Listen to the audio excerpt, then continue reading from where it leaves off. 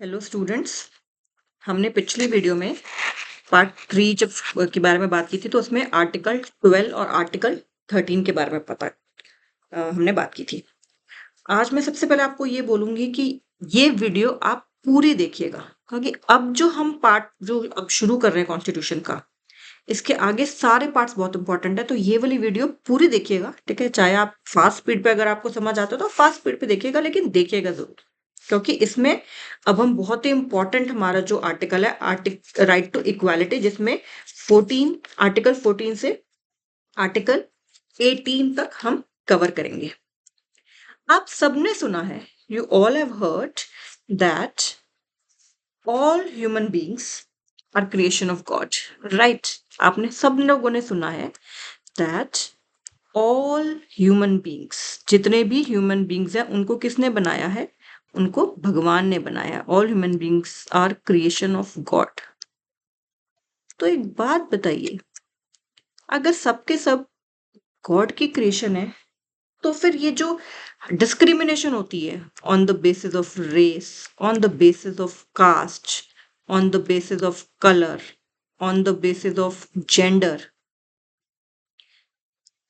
ये सब क्यों होती है? ओके, तो इसी वजह से ये जो राइट टू इक्वालिटी है, ये जो है, ये एक बहुत ही इंपॉर्टेंट वैल्यू है ऑलमोस्ट सभी इंडिपेंडेंट कंट्रीज की कॉन्स्टिट्यूशन में। क्योंकि all human beings are creation of God, चाहे वो किसी भी कलर के हो, किसी भी रेस के हो, किसी भी कास्ट के हो, किसी भी जेंडर के हो, दे आर ऑल इक्वल, ठीक है। इसीलिए बात किस चीज की होती है हमेशा? इसीलिए बात होती है यूनिवर्सल ह्यूमन राइट्स की, ठीक है, जिसको इंडिया भी फॉलो करता है। यूनिवर्सल ह्यूमन राइट्स तो पूरे के पूरे all over the world applicable है। यूनिवर्सल ह्यूमन राइट्स की हम बात करते हैं। अब आपको पता है कि प्री इंडिपेंडेंस एरा में हमारे फ्रीडम फाइटर्स भी इक्वालिटी के लिए भी लड़ रहे थे, बिकॉज इंडियंस को एट पार नहीं ट्रीट किया जाता था ब्रिटिशर्स के साथ। बहुत सारे ऑफिसेस थे, बहुत सारी पोस्ट थी जो इंडियंस होल्ड ही नहीं कर सकते थे। महात्मा गांधी का आपको सबको फेमस केस पता है, जब वो साउथ अफ्रीका में पढ़ रहे थे कि उनको कंपार्टमेंट, ट्रेन का कंपार्टमेंट जो कि which was meant for whites, उसमें उनको एंट्री डिनाई कर दी गई थी कि ये it is only meant for white people. ऐसे बहुत सारे आपको पता है। स्लेवरी आपको, हमें सबको पता है अमेरिका में कितनी ज्यादा स्लेवरी रही है, जिसमें ब्लैक लोगों को जो है वो एज स्लेव्स रखा जाता था। हम सबको ये बात पता है। तो यानी कि इक्वालिटी जो है, इक्वालिटी तो है एक, ये एक्सेप्टेड आइडियल है। Ideal, I am using the term ideal. Accepted ideal तो है ये कि हाँ, हर देश में इक्वालिटी होनी चाहिए। It is an accepted ideal, but what we see around us, that's all inequality, don't you think? एक तरफ इतना लग्जरी अपार्टमेंट्स है, ठीक है, और उसके बिल्कुल ही बैक साइड पे या फ्रंट में भी बिल्कुल ऑपोजिट उसके स्लम्स बनी हुई हैं। एक तरफ स्कूल्स हैं जो एयर कंडीशन क्लासरूम्स हैं, वर्ल्ड क्लास इंफ्रास्ट्रक्चर है, और एक तरफ हमें पता है not so good schools, government schools भी हैं। हम सबको पता है इंडिया में गवर्नमेंट स्कूल्स की क्या हालत है। तो जहाँ पे basic facilities like drinking water, clean toilets, ये भी उनको एक्सेस नहीं है। तो जब हम what we see around is inequality, but हम कॉन्स्टिट्यूशन में बात करते हैं इक्वालिटी की, जो कि एक एक्सेप्टेड आइडियल है। अब आप कहोगे इक्वालिटी का क्या मतलब है? इक्वालिटी का मतलब ये है कि क्या सबको ही सेम इनकम हो, क्या सबको ही सेम तरह का खाना मिले, सबको ही सेम तरह का घर रहने को मिले? No, that is not what equality is all about. See, division of work जो होता है इंपॉर्टेंट होता है। Division of work important. आप कहेंगे कि सारे के सारे अगर अंबानी बन गए तो प्लम्बिंग का काम कौन करेगा, इलेक्ट्रिशियन का काम कौन करेगा, एंड सो ऑन, ठीक है। तो डिवीजन ऑफ वर्क एक सोसाइटी में एक इंपॉर्टेंट कॉन्सेप्ट होता है, ठीक है, कि कौन क्या काम कर रहा है depending on their skills. Division of work, that is an important concept. तो हम ये मान के चल सकते हैं कि सभी इक्वल नहीं हो सकते हर रेस्पेक्ट में, point is in every respect. लेकिन हम क्या चाहते हैं, ट्रू, हमारे कॉन्स्टिट्यूशन मेकर्स क्या चाहते हैं? कॉन्स्टिट्यूशन मेकर्स जो थे हमारे, when I am talking about कि हम तो कॉन्स्टिट्यूशन मेकर्स क्या चाहते थे? That people may be treated differently, you know कि मैं कह रही हूँ कि people may be treated differently, but that differential treatment जो है that is not due to race, colour, gender, you know, caste etcetera. तो वो हमारे कॉन्स्टिट्यूशन मेकर जो बी आर अम्बेडकर जी थे, नेहरू जी थे, और जितने भी कॉन्स्टिट्यूशन में मेंबर्स थे, उनका क्या जो था विजन था, वो ये था कि people may be treated differently, लोगों को आप डिफरेंटली ट्रीट करिए। पीपल मे बी, ये मैं बहुत ही बेसिक्स आपको समझा रही हूँ ताकि आपको चीजें समझ आए। People may be treated differently, but वो किस पे नहीं होना चाहिए डिफरेंशिएशन, बट वो किस किस पे नहीं होना चाहिए, कास्ट पे, कलर पे, कोई ब्लैक है कोई व्हाइट है, ठीक है, रेस पे, कोई इंडियन ओरिजिन का है, कोई चाइनीज ओरिजिन का है, ठीक है, जेंडर पे, कोई वुमेन है तो, ठीक है, मेल फीमेल के बेसिस पे, रोल्स के बेसिस पे कि ये तो काम लेडीज का ही है, ये काम जेंट्स का ही है, इस तरह का जो इनइक्वालिटी है वो नहीं, वो अनएक्सेप्टेबल फॉर्म ऑफ इनइक्वालिटी है। That is what our constitution makers wanted to imply कि डिवीजन ऑफ वर्क एक सोसाइटी में जरूरी है। सबको people may be treated differently, यानी कि सबको इक्वली ट्रीट करना है, but differential treatment should not be given due to race, color, gender, caste, etc. That is an unacceptable form of inequality. होता क्या है, हम कमिट तो कर देते हैं पेपर पे to the ideal of equality, ठीक है, बेसिकली जब हम कमिट कर रहे हैं to the ideal of equality, जब when we are committing to the ideal of equality, हम ये नहीं कह रहे कि हर तरीके का डिस्क्रिमिनेशन को आप एलिमिनेट कर दें, हर तरीके का, not the word is not discrimination, the word is difference. हर तरीके के डिफरेंस को एलिमिनेट करने की बात नहीं की जाती। डिफरेंस जरूरी है सोसाइटी में, क्योंकि जो हमें है पता है डिवीजन ऑफ लेबर भी है, लेकिन it suggest that the treatment we receive and the opportunities we enjoy must not be predetermined by birth और सोशल सर्कमस्टांसेस।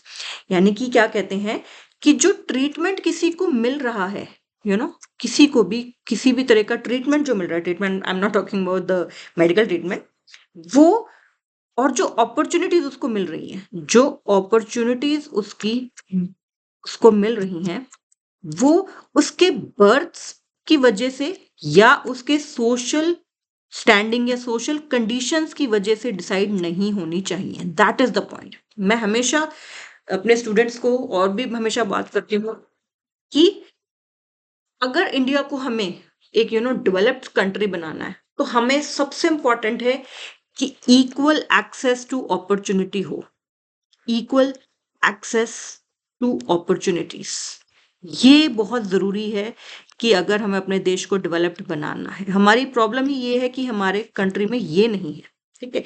तो अगर जो ट्रीटमेंट है किसी का, वो ये डिसाइड हो जाता है कि अच्छा ये तो फलानी कास्ट में पैदा हुआ है, ठीक है, तो इसको ऐसा ही ट्रीटमेंट मिलना चाहिए, या फिर इसको ये अपॉर्चुनिटीज नहीं मिलनी चाहिए, या फिर ये इस कास्ट में पैदा हुआ है अपर कास्ट में, तो उसको ये ट्रीटमेंट मिलना चाहिए और इसको ये अपॉर्चुनिटीज मिलनी चाहिए। This is what we are talking about, ठीक है। तो यहाँ पे हम बात करें equal access to opportunities to develop skills and talents to pursue their goals and ambitions, ठीक है। अगर जस्ट बिकॉज ऑफ कि मेरा कलर क्या है, ठीक है, जैसे पहले क्या महात्मा गांधी जी के साथ क्या हुआ, बिकॉज वो इंडियन ओरिजिन के थे, ठीक है, ब्लैक थे, तो उनको जो ट्रीटमेंट मिला, वो उनको राइट ट्रीटमेंट नहीं मिला, क्योंकि that was decided by his colour, by his race, which was not fair. तो बात होती है इक्वल एक्सेस की। अगर एक ट्रेन जा रही है तो उस ट्रेन में गांधी जी को भी उतना ही हक है उस कंपार्टमेंट में बैठने का जितना कि व्हाइट लोगों को था, ठीक है। आप बहुत सारी मूवीज आपने देखी होंगी, बुक्स भी आपने पढ़ी होंगी, 12 years a slave and all that। तो बहुत ही इनह्यूमन ट्रीटमेंट होता था स्लेव्स के साथ भी, which was not fair at all, ठीक है।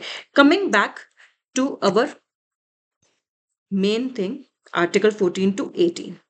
नाउ हम आर्टिकल, अभी हम इसमें रिजर्वेशन की भी बात करेंगे, ठीक है, क्योंकि रिजर्वेशन जो है वो भी एक, मतलब देखिए, जिसको मिल रही होती है वो कहता है कि अच्छी है, जिसको नहीं मिल रही होती है वो कहता है खराब है, ठीक है।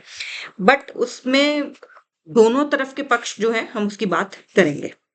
अब सबसे पहले हम आते हैं राइट टू इक्वालिटी में, जिसमें आर्टिकल 14 से लेके 18 तक है। आर्टिकल 14 से लेके 18 तक ये आपको याद रखना जरूरी है, एंड कोशिश करके आपको आर्टिकल्स एक्चुअली में सारे के सारे लर्न होने चाहिए, जो कि फंडामेंटल राइट्स हैं हमारे। Equality before law. आर्टिकल 14 कहता है इक्वालिटी बिफोर लॉ। इसमें दो कॉन्सेप्ट्स की बात होती है कि पहले क्या कहते हैं, जो हमारी कॉन्स्टिट्यूशन कहती है वो कहती है the state shall not deny any person equality before the law और the equal protection of the laws within the territory of India. तो दो कॉन्सेप्ट्स की बात हुई, इक्वालिटी बिफोर द लॉ और दूसरा है equal protection of the laws, equal protection of the laws. पहला जो है इक्वालिटी बिफोर लॉ, ये ब्रिटिश कॉन्सेप्ट है, ठीक है, ये यूके में फॉलो होता था, ब्रिटिश कॉन्सेप्ट है। इसका सिंपल सा मीनिंग है कि लॉ के आगे सब सेम है। आपने देखा भी होगा, ठीक है, जो कोर्ट्स होते हैं उसमें एक न्याय की जो देवी बनी हुई है, उनकी आंखों में पट्टी बंधी हुई और एक तराजू है उनके हाथ में, she is carrying a balance, कि भाई वो जो on the basis of evidence ही वो डिसीजन लेंगे। डजेंट मैटर कि कौन है सामने, ठीक है, कोई सुपरस्टार है चाहे कोई आम इंसान है, बिल्कुल। तो no one is above the law, ठीक है, चाहे वो सलमान खान हो चाहे कोई और, अगर ऑफेंस सेम किया है तो they are all equal before law. तो ये तो बहुत सिंपल सा इक्वालिटी बिफोर लॉ। एक जो प्रोविजन है जो कि हमने यूएसए से लिया है, वो क्या कहता है, वो कहता है equal protection of laws. It's an American concept, equal protection of laws. ये बहुत इंपॉर्टेंट है और इसको बच्चे समझने में बहुत कंफ्यूजन करते हैं, ठीक है। मैं आपको एक लाइन बताऊंगी जिससे आपको ये कभी नहीं भूलोगे कि इसको एक्चुअली में दिमाग में बिठाना कैसे है। आपको एक सिंपल सी इसमें बात याद रखनी है, वो क्या है कि one size does not fit all, one size does not fit all. एक ही साइज के कपड़ा सबको नहीं आता, ठीक है, one size does not fit all. तो इसमें बात क्या करते हैं कि सेम लॉज अप्लाई होंगे, सेम लॉज अप्लाई होंगे to everyone under the same circumstances. अगर सेम सर्कमस्टांसेस यानी कि like should be treated like and unlike should be treated the same way. मतलब अगर दो कैटेगरी है जिनके सेम सर्कमस्टांसेस हैं, ठीक है, उनको एक तरह से ट्रीट करें, लेकिन जिनके सर्कमस्टांसेस अलग हैं उनको अलग तरीके से ट्रीट करें। One size does not fit at all. For example, एक मिस्टर ए हैं जिन्होंने एक किसी का मर्डर किया है, ठीक है, वो कहीं जा रहे थे, रास्ते में उनकी गाड़ी को किसी ने टक्कर मार दी, उनको बहुत गुस्सा आया, उनके पास गन थी, उन्होंने गन निकाली और किसी को मार दिया, ठीक है, आउट ऑफ एंगर। दूसरा मिस्टर बी है, ठीक है, वो भी कहीं जा रहे थे, ठीक है, उनकी गाड़ी को आके किसी गाड़ी ने आगे से आके उनकी गाड़ी को रोका, ठीक है, उसमें से कुछ लोग निकले और उन्होंने उनको थ्रेटन करना शुरू कर दिया और उनके ऊपर अटैक करना शुरू कर दिया। उनके पास भी एक गन थी, लाइसेंस गन थी दोनों के पास ही, ए एंड बी के पास, और उन्होंने निकाला और उसको वो हबड़ा दबड़ी में उसमें अपने उन्होंने चला दी। बट फर्क क्या है दोनों केस में? दोनों केस में फर्क ये है कि एक ने आउट ऑफ एंगर चला दी, ठीक है, कि मेरी गाड़ी को उन्होंने ठोक दिया, दूसरे ने सेल्फ डिफेंस में चला दी। तो क्या इनके सर्कमस्टांसेस सेम है? क्या इनके सर्कमस्टांसेस सेम है? नो, इनके सर्कमस्टांसेस सेम नहीं है। तो यानी कि सिर्फ हम ब्लैंकेट वो नहीं कर सकते कि सब इक्वल बिफोर द लॉ, इसने भी मर्डर किया उसने भी मर्डर किया, दोनों को चलो फांसी की सजा दे दो, ठीक है, या दोनों को लाइफ इंप्रिजनमेंट दे दो। नो, कोर्ट हैज टू सी कि सर्कमस्टांसेस क्या थे। इसीलिए इसीलिए रीजनेबल क्लासिफिकेशन अलाउड है, ठीक है, लेकिन वो आर्बिट्ररी नहीं होनी चाहिए अपनी मन मर्जी से। It should be very clear, intelligent differentiation classification होनी चाहिए डिपेंडिंग ऑन द सर्कमस्टांसेस। तो ये बहुत है। तो हमारे यहाँ कंट्री में दोनों चीजें हैं, equal protection, equality before law भी है और इक्वल प्रोटेक्शन ऑफ लॉज भी है, ठीक है। इसीलिए आपने देखा जुवेनाइल जस्टिस भी आपने देखा कई बार 18 ईयर्स से कम के बच्चे अगर कोई सीरियस क्राइम कर देते हैं तो अलग उनको ट्रीट किया जाता है, ठीक है, उनको जुवेनाइल जस्टिस बोर्ड में भेजा जाता है, उनको काउंसलिंग की जाती है, लॉट ऑफ थिंग्स। कई बार ये भी डिमांड होती है कि नहीं, इन्होंने इतना, अगर वो चाहे वो छोटे हैं लेकिन इतना, अगर if they have committed such a grave crime, तो उनको भी एज एडल्ट ट्रीट करना चाहिए। देयर सो मेनी थिंग्स, आप उनसे चीजों से रिलेट कर पाएंगे। तो बेसिकली हमारी कंट्री में इक्वालिटी बिफोर लॉ भी है कि सब लॉ के आगे इक्वल है, but at the same time equal protection of laws भी है, यानी कि सबके सर्कमस्टांसेस भी देखे जाएंगे। One size does not fit all, it's not कि सबको एक ही साइज आ जाएगा, depending on the circumstances reasonable classification की जा सकती है। फॉर इंस्टेंस, दो वुमेन हैं, उन्होंने भी कोई कमिट किया है, कुछ सपोज करो दो वुमेन है, उन्होंने Miss X and Miss Y, उन्होंने चोरी की है, ठीक है, और मान लो उस चोरी की सजा 3 साल है, ठीक है, बट कोर्ट ने देखा कि वन ऑफ देम जो है प्रेग्नेंट है, ठीक है, तो हो सकता है कि कोर्ट उसके साथ लीनियंट थोड़ा सा वो कर दे कि उसको मे बी उसको 3 साल की ना देके उसको 2 साल की दे दे, 2.5 साल की सजा दे दे। तो रीजनेबल क्लासिफिकेशन का जो कॉन्सेप्ट है वो किया जा सकता है, लेकिन वो इंटेलिजिबल होना चाहिए, आर्बिट्ररी नहीं होना चाहिए। तो कोर्ट्स उसका हमेशा ध्यान रखते हैं कि वो आर्बिट्ररी ना हो। ये हो गया हमारा आर्टिकल 14। एक बार दोबारा देख लेते हैं। इसमें दो बातें की गई हैं आर्टिकल 14 में। क्या क्या? एक की गई है इक्वालिटी बिफोर लॉ, ठीक है, और दूसरी की गई है इक्वल प्रोटेक्शन ऑफ लॉस। दोबारा से देखते हैं। इक्वालिटी बिफोर लॉ जो कि ब्रिटिश कॉन्सेप्ट है, और equal protection of laws. Equal protection of laws मैं देखा बहुत बच्चे नहीं ध्यान रखते, तो मैंने आपको एक सिंपल सी लाइन बताई है, one size does not fit all. यही जो है ये हमारा इससे पूरा का पूरा क्लैरिटी हो जाती है आर्टिकल 14 की। ओके, नाउ अब हम आएंगे आर्टिकल 15 पर।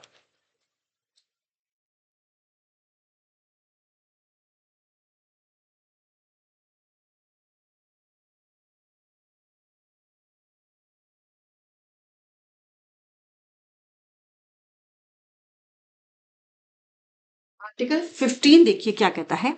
आर्टिकल 15 में prohibition of discrimination on grounds of religion, मैं इसको थोड़ा बड़ा कर देती हूँ, prohibition of discrimination on grounds of religion, race, caste, sex और प्लेस ऑफ बर्थ।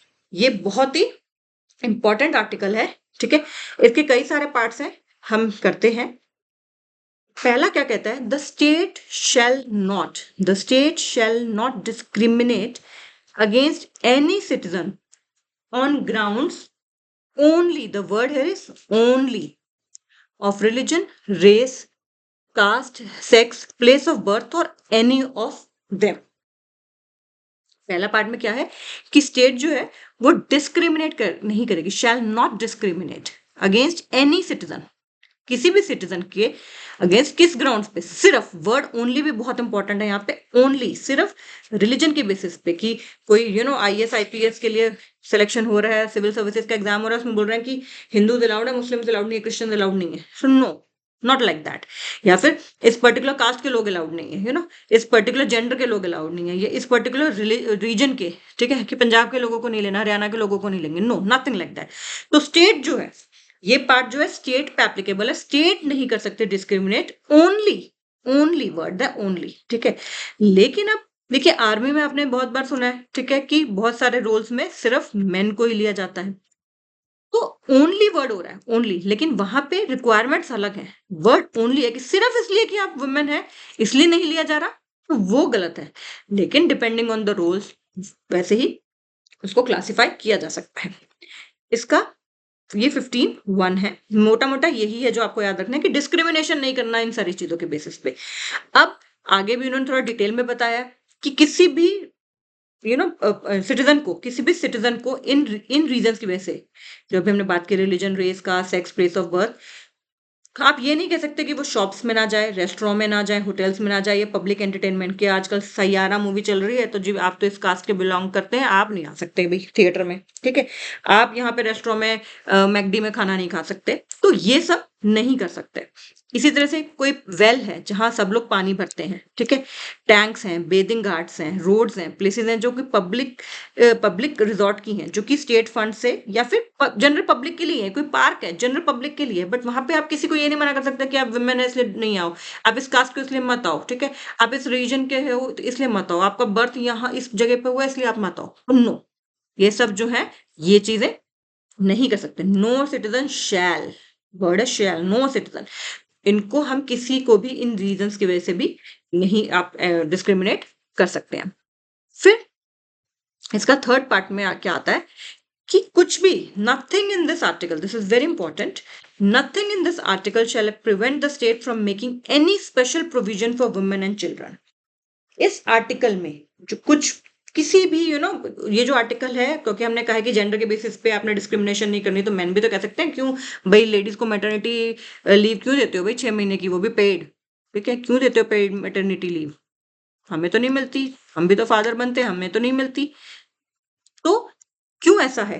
तो इस हमारी कॉन्स्टिट्यूशन में ही पता था कि क्योंकि वुमेन के लिए अलग चैलेंजेस हैं, बच्चों के लिए अलग चैलेंजेस हैं, तो उनके लिए कोई अगर स्टेट चाहे, कोई गवर्नमेंट अगर चाहे तो वो स्पेशल प्रोविजंस बना सकती है। मैटरनिटी लीव है क्योंकि एक वुमेन चाइल्ड बर्थ के बाद उसको टाइम ऑफ चाहिए होता है, स्मॉल चाइल्ड को जो बिल्कुल इन्फेंट है उसको केयर भी चाहिए होती है। ये है, इसी तरह से चाइल्ड लेबर के अगेंस्ट हमारे पास बहुत सारे एक्ट्स हैं जो कि गवर्नमेंट ने बनाए हुए हैं। ठीक है, कि बच्चों को कोई एक्सप्लॉइट ना करे चाइल्ड लेबर के लिए। तो बहुत सारे ऐसे हैं। इवन लोकल बॉडीज में रिजर्वेशन की जाती है, स्कॉलरशिप दी जाती है। यहाँ पे बहुत सारे स्कूल्स में, बहुत सारे कॉलेजेस में स्कॉलरशिप्स दी जाती हैं। ठीक है, वुमेन के लिए, कि ताकि उनको हम एनकरेज कर सकें कि वो आगे पढ़ें, स्कॉलरशिप दी जाती है।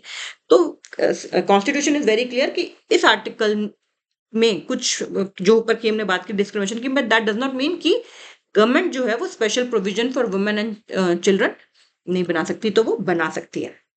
फिर एक और है, फिर उन्होंने बोला, फिर उन्होंने बात कर दी अब, nothing in this article shall prevent the state from making any special provision for the advancement of any socially and educationally backward classes of citizens or for the scheduled caste and the scheduled tribes. देखिए, आप अपने अगर देश की history देखेंगे तो आपने देखा होगा कि छुआछूत होता था, अनटचेबिलिटी, लोअर कास्ट को डिफरेंटली ट्रीट किया जाता था। तो ये काफी माना जाता है कि काफी पिछड़े हुए रहे हैं। बहुत सारी जो हमारे यहाँ की सिटीजन्स थे वो शेड्यूल कास्ट हो गए, शेड्यूल ट्राइब्स हो गए, और भी बैकवर्ड क्लासेस होगी, वो काफी सोशली और एजुकेशनली बैकवर्ड थे। The word is socially and educationally backward. ठीक है, तो इसमें इस आर्टिकल में था कि गवर्नमेंट जो है वो इनके लिए भी, एससीज के लिए, एसटीज के लिए, ठीक है, बैकवर्ड क्लासेस के लिए भी कुछ ना कुछ स्पेशल प्रोविजन अगर चाहे तो गवर्नमेंट बना सकती है। ये भी आया। फिर क्या आया कि for the advancement of any social, nothing in this article जो है shall prevent the state, nothing in this article shall prevent the state from making any special provision by law for the advancement of any socially and educationally backward classes of citizens or for scheduled caste or scheduled tribes, and so far as such special provisions relate to their admission to educational institution including private educational institutions। आपने देखा होगा हर साल बहुत सारे बच्चे NEET का exam देते हैं। ठीक है, मेडिकल के लिए बहुत सारे बच्चे जो हैं आईआईटी जी का एग्जाम देते हैं। उन कॉलेजेस में भी जो सीट्स होती हैं वो एससीज के लिए, एसटीज के लिए और बैकवर्ड क्लासेस के लिए रिजर्व्ड होती हैं। ठीक है, तो ये भी गवर्नमेंट ने की है। इसके भी अगेंस्ट बहुत सारे वो हैं कि टैलेंट प्रमोट नहीं होता एंड ऑल दैट। तो हम ये सब अभी बातें करेंगे इसके बारे में। तो इसमें ही क्या हुआ था कि इसमें क्या हुआ था, बाद में हमने एक एक्ट भी लेके आए थे, गवर्नमेंट एक एक्ट लेके आई थी, central educational institutions, central educational institutions reservation इन एडमिशन। रिजर्वेशन, ये मैं आपको इंफॉर्मेशन के लिए बता रही हूँ, रिजर्वेशन इन एडमिशंस, इन एडमिशंस एक्ट था ये 2006 का। इसमें गवर्नमेंट ने कहा कि हम 27% सीट्स जो है ना वो ओबीसी के लिए, अदर बैकवर्ड क्लासेस के लिए रिजर्व करेंगे, 27%। ठीक है, फिर काफी कुछ हुआ, क्योंकि देखो जनरल कैटेगरी फिर ऑब्वियसली डिसएडवांटेज फील करेगी, ऑब्वियस सी बात है। फिर 2008 में सुप्रीम कोर्ट ने कॉन्सेप्ट इंट्रोड्यूस किया था जो कि एक प्रोग्रेसिव, जिसमें बोला क्रीमी लेयर का कॉन्सेप्ट। उसमें एक उन्होंने थ्रेशोल्ड बना दी कि हाँ ये क्रीमी लेयर है, ये एलिजिबल नहीं होंगे इस रिजर्वेशन में, क्योंकि इनकी आमदनी जो है, इनकी जो एनुअल इनकम है वो इस सीलिंग से अबव है, उनके पास इतने सारी एसेट्स हैं कि गाड़ियां भी हैं, घर भी है एंड ऑल दैट। तो एक क्राइटेरिया उसमें हुआ कि इन क्रीमी लेयर को एक्सक्लूड कर दिया जाएगा। तो एक ये आर्टिकल 5 पे था। वैसे honestly speaking what I feel is कि जो क्रीमी लेयर का कॉन्सेप्ट है, it is high time, it is my personal opinion, ठीक है, completely personal opinion, nothing endorsed by, it is my personal opinion, it is high time कि जो SC ST जो हैं, जो रिजर्वेशन है SC और ST के लिए भी, उसमें भी SC ST का जो रिजर्वेशन होता है उसमें भी क्रीमी लेयर का कॉन्सेप्ट आना चाहिए, उसमें भी क्रीमी लेयर का कॉन्सेप्ट आना चाहिए। मैं इसलिए नहीं कह रही because I belong to a general category, ठीक है, बट प्रोविजन ये होना चाहिए। Why? Why I am saying this, I am not against, मैं मानती हूँ कि जो सोशली और एजुकेशनली आप अभी भी गाँव में जाइए, यू फील सो बैड, क्योंकि बहुत सारे लोगों की हालत सच में खराब है, पर्टिकुलरली जो socially and educationally backward classes हैं, उनकी हालत सच में खराब है।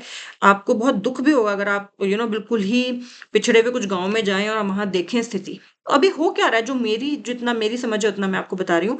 हो क्या रहा है कि जिन लोगों को रिजर्वेशन का बेनिफिट मिल रहा है उन्हीं को आगे मिलता जा रहा है। You getting my point? For instance मैं आपको एक एग्जांपल देती हूँ। मान लीजिए 1975 ईयर 1975 में किसी ने सिविल सर्विसेज का एग्जाम दिया, और वो मान लो वो आईएएस बन गए, आईपीएस बन गए, या कोई भी ग्रुप ए सर्विस बन गए। ठीक है। अब वो मान लो थे एससी कैटेगरी के। 25 साल के बाद 2000 में उनके बेटे ने एग्जाम दिया सिविल सर्विसेज का ही, वो भी बन गया, वो भी बन गया।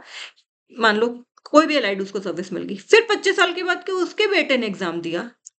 तो कितनी जनरेशंस को हम रिजर्वेशन का बेनिफिट दे सकते हैं? यहाँ पे मुझे लगता है क्रीमी लेयर का कॉन्सेप्ट, जैसे जो आईएएस हैं, आईपीएस हैं, उनके बच्चों को, ठीक है, group A higher senior level पे ग्रुप ए ऑफिसर्स जो हैं, उनके बच्चों को हमें रिजर्वेशन के या फिर कुछ तो क्राइटेरिया होना चाहिए, क्योंकि जो एक्चुअली में जो सच में जिनको चाहिए, जो सच में जिनको जेन्युइनली इस रिजर्वेशन को चाहिए, उनको नहीं मिल पा रही है। This is what I feel. ठीक है, this is completely my personal opinion, nothing against anybody. But जहां जहां पे कुछ क्रीमी लेयर का कॉन्सेप्ट एससी एसटी में भी होना चाहिए, क्योंकि जो जेन्युइनली डिजर्विंग है उनको मिल सके, ना कि जनरेशन टू जनरेशन रिजर्वेशन पास हो। This is my personal opinion. Coming अब मूविंग फॉरवर्ड, तो ये हो गया आर्टिकल 15 का 5। फिर आर्टिकल 16 में फिर गवर्नमेंट, देखिए गवर्नमेंट कितनी टाइम्स के साथ चेंज करती है और गवर्नमेंट को समझ आती है कि चीजें हैं। अब उन्होंने कहा कि नथिंग इन दिस आर्टिकल में किसकी बात लाए? अब वो economically weaker section of the society की भी बात लाए कि any special provision, nothing in this article shall prevent the state from making any special provision for the advancement of any economically weaker sections, चाहे वो जिस मर्जी कास्ट से बिलोंग करते हो। ठीक है, और उनके एडमिशन के लिए भी। तो ये एक बहुत इंपॉर्टेंट बात गवर्नमेंट ने हमारी की कि इकोनॉमिकली वीकर सेक्शंस, चाहे वो जनरल के हों, चाहे वो किसी भी हो उसके हों। ठीक है, उन्होंने 10% का एक वो लगा दिया था, सीलिंग लगा दिया था कि इससे ज्यादा नहीं होना चाहिए, तो चाहे गवर्नमेंट एम्प्लॉयमेंट में हो एंड ऑल दैट, तो which was a very progressive step, क्योंकि बहुत सारे लोगों के बच्चों के पास अपॉर्चुनिटीज ही नहीं है कि वो अच्छे स्कूल्स में पढ़ सकें। कई बार आपने देखा होगा, न्यूज में भी आती हैं खबरें कि किसी बच्चे ने नीट का एग्जाम क्रैक कर लिया और उसका एक मेडिकल कॉलेज में एडमिशन हो रहा था, बट पैसे नहीं थे पेरेंट्स के पास, इसलिए वो एडमिशन नहीं ले पाया। ठीक है, कई बार सोसाइटी है हमारी, सिविल सोसाइटी है, बहुत सारे लोग इकट्ठे होके करते हैं कुछ कुछ, बट बहुत सारे कंस्ट्रेंट्स तो हैं इकोनॉमिकली वीकर सेक्शंस के पास भी। और इकोनॉमिकली वीकर सेक्शंस की जो डेफिनेशन है वो स्टेट नोटिफाई करती है from time to time on the basis of family income and other indicators. तो इसमें इतना ही है। तो एक अगर मैं इसको सिंपल भाषा में बोलूं तो स्टेट जो है डिस्क्रिमिनेट नहीं करेगी, only on the ground of, word only is important, religion के बेसिस पे, रेस के, कास्ट के, सेक्स के, प्लेस ऑफ बर्थ के, जेंडर के, रीजन आपका कहाँ के हो आप, एंड ऑल दैट। लेकिन लेकिन जैसे हमने पढ़ा बाकी प्रोविजंस में, however positive discrimination is allowed women के लिए, चिल्ड्रन के लिए, एससी एसटी, ओबीसी, ईडब्ल्यूएस के लिए जो है वो स्पेशल प्रोविजन किए जा सकते हैं। तो दोबारा से हम देख लेते हैं। आर्टिकल 14 में हमने बात की इक्वालिटी बिफोर लॉ की, जिसमें दो कॉन्सेप्ट है, equality before law and equal protection of loss. Equality before law की सब इक्वल हैं, चाहे वो सलमान खान हो, चाहे वो किसी एक क्लर्क हो किसी ऑर्गेनाइजेशन में, वो सब इक्वल है before the law. Equal protection of loss कि लाइक को like, one size does not fit all. ठीक है, उनके सर्कमस्टांसेस को भी देखा जा सकता है, और रीजनेबल क्लासिफिकेशन जो है वो की जा सकती है। वो क्लासिफिकेशन आर्बिट्रेरी नहीं होनी चाहिए। तो इक्वालिटी बिफोर लॉ आर्टिकल 14 में दो कॉन्सेप्ट से इंपॉर्टेंट है, one is equality before law, दूसरा इक्वल प्रोटेक्शन ऑफ लॉ। फिर हमने आर्टिकल 15 की बात की। आर्टिकल 15 में उन्होंने बोला कि इन चीजों के बेसिस पे, रिलीजन, रेस एक्सेट्रा, इन चीजों के बेसिस पे किसी को डिस्क्रिमिनेट नहीं करना चाहिए, सिर्फ इन चीजों के बेसिस पे। ठीक है, लेकिन जैसे किसी को पब्लिक रेस्टोरेंट में नहीं आने दे रहे हैं, किसी को वेल्स, टैंक्स, बेदिंग गार्ड्स नहीं यूज करने दे रहे हैं, कि इस रोड पे नहीं आप जा सकते हो एंड ऑल दैट।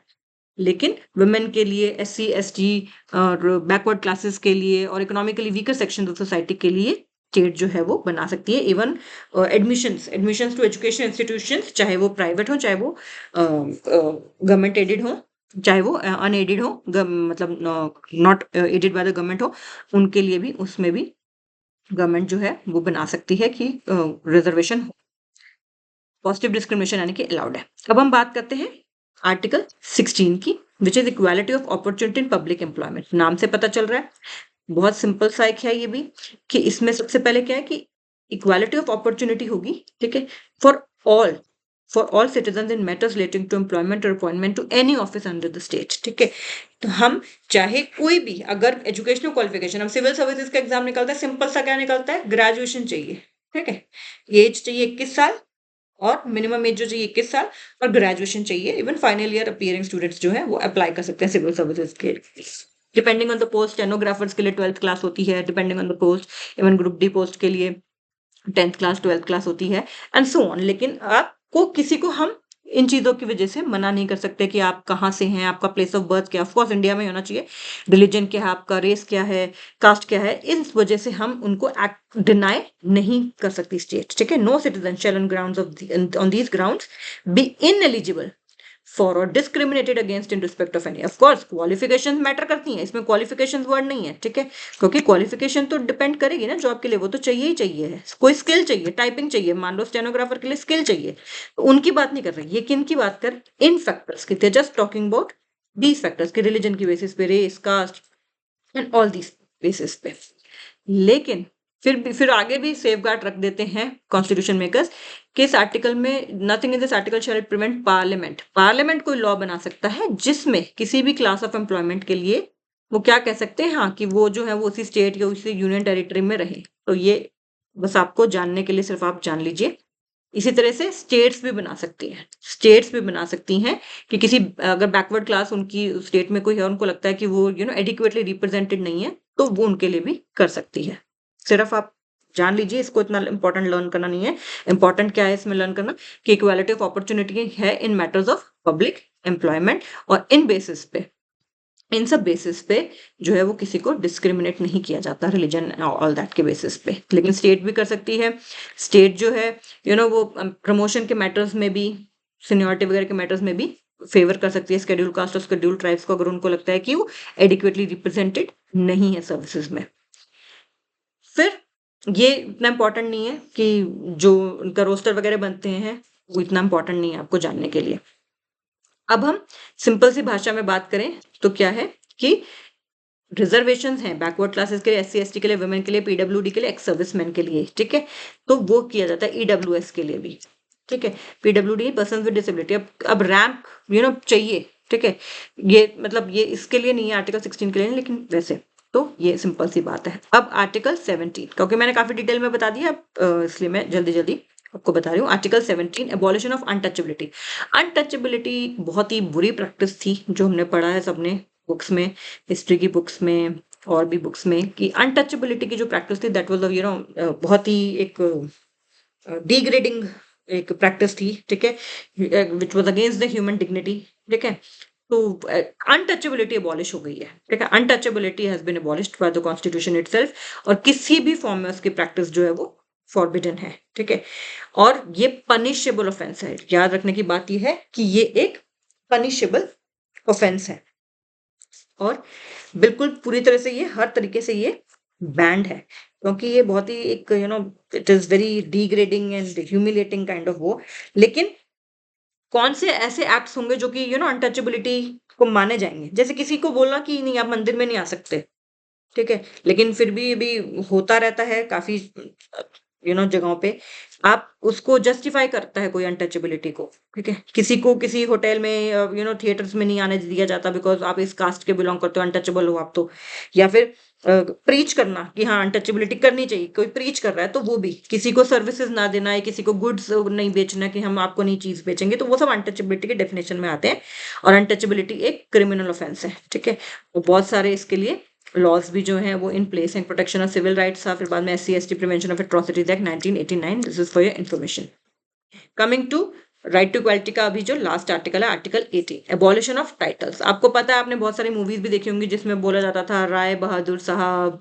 ठीक है, काफी सारी आपने मूवीज देखी होंगी जिसमें राय बहादुर, सर, राजा, नवाब, इस तरह के बहुत सारे टाइटल्स से, जो कि जनरली हेरिडिटरी होते थे, दीवान बहादुर, दीवान साहब, महाराजा, ये सब, राय साहब, ये सब दिए जाते थे। तो ये सब बैंड है, अब कोई भी इंडियन सिटीजन इनको एक्सेप्ट नहीं कर सकता है। इनफैक्ट इनफैक्ट कोई भी सिटीजन ऑफ इंडिया जो है, वो किसी फॉरेन स्टेट से भी कोई भी टाइटल नहीं ले सकता है, किसी फॉरेन स्टेट से कोई टाइटल नहीं ले सकता है कोई इंडियन सिटीजन। इंडियन सिटीजन, ठीक है, कि किसी, मैं अगर हूं और मुझे किसी और कंट्री ने दे दिया जी आप तो ये हो, ठीक है, कोई भी कंट्री दे सकती है, ठीक है, मैं नाम नहीं लूंगी अपनी एनिमी कंट्रीज का या किसी का भी। तो फॉरेन स्टेट से कोई भी टाइटल इंडियन सिटीजन नहीं ले सकते। इनफैक्ट अगर कोई फॉरनर फॉरनर भी हमारी कंट्री में उसने एक ऑफिस ऑफ प्रॉफिट या कोई अच्छी पोस्ट होल्ड कर रहा है, मतलब कोई भी पोस्ट होल्ड कर रहा है ऑफिस ऑफ प्रॉफिट की, तो वो भी प्रेसिडेंट के कंसेंट के बिना कोई भी टाइटल एक्सेप्ट नहीं कर सकता। और कुछ इसी तरह से कोई भी सिटीजन या फॉरनर जो कि ऑफिस ऑफ एक प्रॉफिट होल्ड कर रहा है हमारी कंट्री में, तो भी वो किसी तरह की पर्क, सैलरी या कोई भी मतलब एम्प्लॉयमेंट नहीं ले सकता अगर वो ऑलरेडी यहाँ पे ऑफिस ऑफ प्रॉफिट होल्ड कर रहा है। ये सब मैं सिंपली आपको इन्फॉर्मेशन के लिए बता रही हूँ। लेकिन लेकिन लेकिन लेकिन लेकिन अगर कोई आर्मी में सर्व कर रहा है, ठीक है, तो उनको रैंक्स मिलती हैं, कर्नल, मेजर, या नेवी में है एडमिरल, इसी तरह से एयरफोर्स में है तो उन सबकी रैंक्स होती हैं, तो वो अलाउड है, ठीक है। एकेडमिक टाइटल्स भी, मिलिट्री और एकेडमिक टाइटल्स, क्योंकि ये आपकी हेरिडिटरी नहीं है, एक तो ये आपकी नॉलेज की वजह से मिले। डॉक्टर है, डॉक्टर आप आपके नाम के आगे इसलिए लगा है क्योंकि आपने उसकी पढ़ाई की है। प्रोफेसर लगा है क्योंकि आपने उतनी पढ़ाई की है। इसी तरह से मिलिट्री के एक्सपीरियंस के बेसिस पे आपके, कि आप मेजर हैं, कि आप कर्नल हैं, कि आप कैप्टन हैं, कि आप ब्रिगेडियर हैं, एंड सो ऑन। तो ये अलाउड है, मिलिट्री और एकेडमिक टाइटल्स। फिर स्टेट ऑनर्स भी हमें पता है, हमारे पास हमारे यहाँ पे भारत रत्न दिया जाता है, पद्मश्री, पद्म विभूषण दिया जाता है। ये सब भी ऑनर्स आपको दिए जा सकते हैं। आप कहेंगे कि ये भी तो एक उपाधि है, ये भी तो यूनिक टाइटल है कि आपको भारत रत्न, ये सब टाइटल हेरिडिटरी नहीं है, ठीक है, ये सब टाइटल्स हेरिडिटरी नहीं है। और तो इनको आप कर सकते हैं, बट आप अपने नाम के आगे या पीछे इसको नहीं लगा सकते। नाम के आगे या पीछे इनको नहीं, you can not prefix them और you can not suffix them with your name. ये नहीं मैं कह सकती कि हाँ, कि I am Miss Agrawal so I am Bharat Ratna Miss Agrawal, या Miss Agrawal Bharat Ratna. No, I can not say that. So आपको मिला है, वेल एंड गुड, कॉन्फर कर रही है गवर्नमेंट टाइटल, स्टेट आपको टाइटल कॉन्फर कर रही है तो अच्छी बात है, लेकिन आप इसको अपने नाम के आगे या पीछे नहीं लगा सकते। तो ये सिंपल सा एक एक्ट वो था, एबॉलिशन ऑफ टाइटल्स। क्योंकि जो जो प्रैक्टिसेस ऐसी थी जो हमारे प्री इंडिपेंडेंस एरा में जो बिल्कुल ही खराब थी, उनको कॉन्स्टिट्यूशन ने सीधा सीधा ही हटा दिया। तो आर्टिकल 14 किसकी बात करता है, एक बार फटाफट से हम इसको रिवाइज कर लेते हैं। आर्टिकल 14 कहता है इक्वालिटी, राइट टू इक्वालिटी में equality before law, equality before law and equal protection of laws. Equal protection of laws मैंने आपको सिंपल सी भाषा में बताया, one size does not fit all. याद रखिएगा कि वन साइज, सिंपल सी एक लाइन, और आप ये वाला कॉन्सेप्ट आपको हमेशा याद रहेगा, one size does not fit all. फिर आर्टिकल 15 में कि हम रिलीजन, रेस, कास्ट, इन सब के बेसिस पे किसी को डिस्क्रिमिनेट नहीं कर सकते। इसी तरह फिर आर्टिकल 16 में एम्प्लॉयमेंट के लिए बात की उन्होंने, एम्प्लॉयमेंट के लिए भी हम इन बेसिस पे किसी को डिस्क्रिमिनेट नहीं कर सकते। ऑफकोर्स स्पेशल प्रोविजन बनाए जा सकते हैं। और फिर 17 में अनटचेबिलिटी और 18 में टाइटल्स, एबॉलिशन ऑफ टाइटल्स की बात की। तो आज के लिए इतना ही, आगे हम फिर राइट टू फ्रीडम जो है वो नेक्स्ट क्लास में करेंगे।